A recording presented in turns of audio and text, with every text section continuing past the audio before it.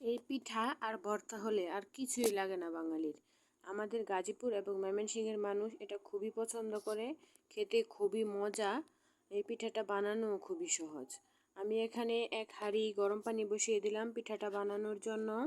আমি এখানে শুকনো গুঁড়ো ব্যবহার করছি, তার জন্য গরম পানিটা অবশ্যই লাগবে।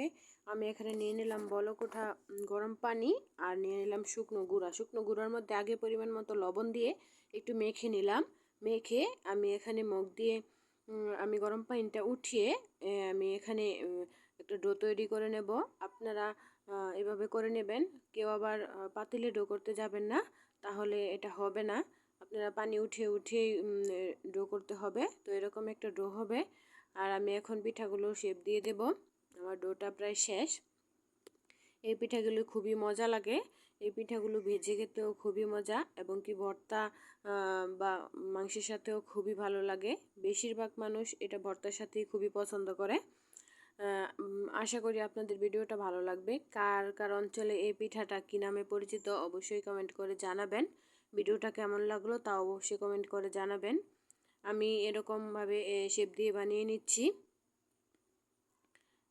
দেখুন আপনারা কি এভাবেই বানান নাকি অন্য কোনোভাবে বানান, অবশ্যই আমার সাথে একটা পিকচার শেয়ার করবেন।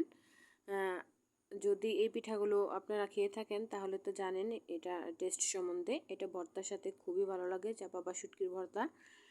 তো আমি এখানে পিঠাগুলো দেখুন বানিয়ে নিচ্ছি। আমি 5 ধরনের শেপ দিয়ে পিঠাটা বানিয়ে নিলাম। আপনারা আর কীভাবে এই পিঠাটা বানান তাও জানাবেন। অনেকে আবার কলা পাতায় মুড়েও এটা সিদ্ধ করে। তো আমি এটা শুধু পানিতেই সিদ্ধ করব। দেখুন একদম বলক উঠতেছে, এরকম পানিতে আমি দিয়ে দিলাম পিঠাগুলো দিয়ে একদম নাড়া টাড়া দেবো না। নাড়া দিলে প্রথম অবস্থায় নাড়া দিলে ভেঙে যাবে, এই জন্য আমি একটু রেখে দেব। উপরটা একটু শক্ত হয়ে গেলে তারপর আমি নাড়া দেব। দেখুন আমি পিঠাটা এভাবে পিঠা বানাচ্ছি, আর আমি একটা একটা করে পাতিলে দিয়ে দিচ্ছি। এভাবে আপনারা করতে পারেন। আর যদি কেউ চান আমি আপনাদেরকে দেখিয়ে দিলাম, এরকম 2 হাত দিয়ে বানিয়ে নিতে পারেন। যারা 2 হাত ব্যবহার করতে না চান তারা এরকম পিঁড়িতে নিয়ে, রুটির পিঁড়িতে নিয়ে এরকমভাবে বানিয়ে নিতে পারেন, খুবই সহজ। আমার পিঠাটা দেখুন হয়ে গেছে। এখন আমি ঠান্ডা পানিতে নামিয়ে নিচ্ছি। ঠান্ডা পানিতে নামিয়ে নেওয়ার কারণ একটু ধুয়ে নেব পানিতে, নয়তো উপরে একটু আঠালো ভাবটা থেকে যায়। তো ধুয়ে নিলে আর আঠালো ভাবটা থাকে না, এই জন্য আমি ধুয়ে নিচ্ছি। দেখুন ধুয়ে কত সুন্দর, মানে উপরটা একদম ড্রাই হয়ে যাবে। আর এই পিঠাটা খাওয়ার জন্য আমি এখানে চাপার ভর্তা বানাবো। আমি চাপার ভর্তাটা যেভাবে বানাই, আমি প্রথমে শুকনো মরিচ, রসুন আর চাপাটা আমি ভেজে নিছি, ভেজে একটু ব্লেন্ডার করে নিছি ঠিক এরকম।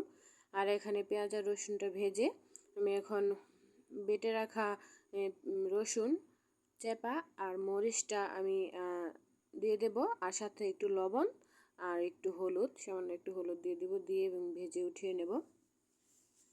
খুবই সহজ, খেতে খুবই মজা। অনেকে আবার শুটকি ভর্তা দিয়েও খায়, আবার এটা মাংসের সাথেও খুবই ভালো লাগে। কে কী দিয়ে খেতে পছন্দ করেন কমেন্ট করে জানাবেন। আমরা বেশিরভাগ এই চাপার ভর্তাটা বা শুটকির ভর্তাটা দিয়ে বেশি পছন্দ করি। যদি ভিডিওটা ভালো লেগে থাকে অবশ্যই লাইক কমেন্ট শেয়ার করতে ভুলবেন না। ধন্যবাদ।